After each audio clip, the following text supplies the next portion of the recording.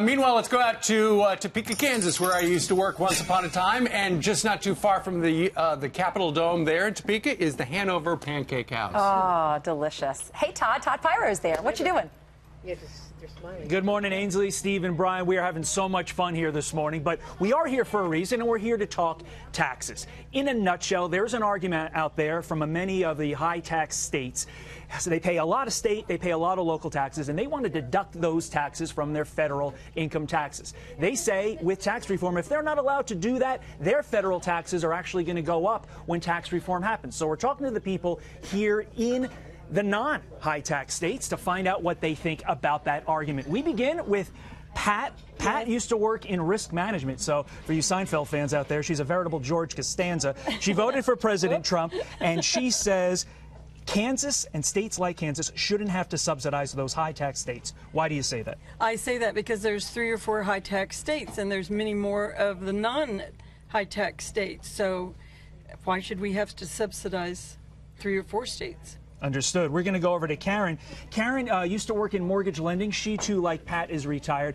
And we were talking about Peter King's argument that was, look, we pay in these high-tax states so much money into the federal system, we don't get that same money back. You say that's not a good argument. Why do you say that?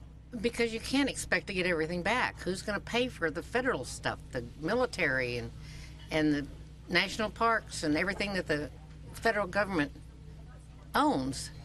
You expect to get that all for free? So if you pay so much into Washington, should you get it all back? That doesn't make sense at all. Understood, Karen. Karen and Pat, thank you for your time. We're going to go now to Bob. Bob is actually from Lincoln, Nebraska, but he's here in Topeka, Kansas on business. And interestingly, he voted for Trump, but he also has 2 sons that live in California, one of those high state and local tax states. Even despite that, he says low tax states shouldn't support his sons and folks like those there in those high tax states. Why do you say that?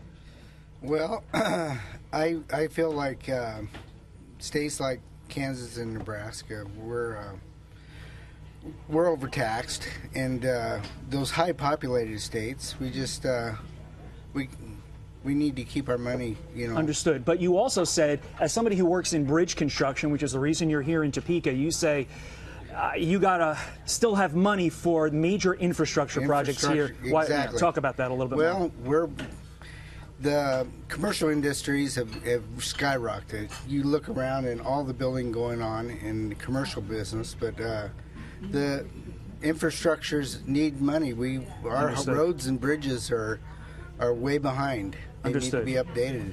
We have now a little surprise. Thank you, Bob. We have a little surprise. I'm going to block him. We have a little surprise from Mr. Ducey. Mr. Ducey, I believe you know the gentleman behind me. His name is Tom Luthai, your 7th and 8th grade buddy from Wakefield there. What do you want to say to Mr. Ducey? Junior high. How you doing, Steve? It's been quite a few years. It has been. Why didn't you return my phone calls? I'm kidding. I see you on TV, watch you quite regularly. Tom wants to know, Steve wants to know why you don't return his phone calls. You got to block so many. You know? You have to block so many. Todd, ask him, what does he know about Steve? Y'all played basketball together? I was hoping to see you here in person, shake your hand. Yeah, we do have a picture, I believe, of... I was at that diner a couple of years ago. Took my whole family there. I am there right in the middle on the right there side. There we are, side by side. Tom and I played on the Wakefield Junior High traveling basketball team. You're number 47? That's quite a few years ago, I'm right there in the middle. He must be 36? Okay. Oh, yeah. Oh, look at Ducey right there.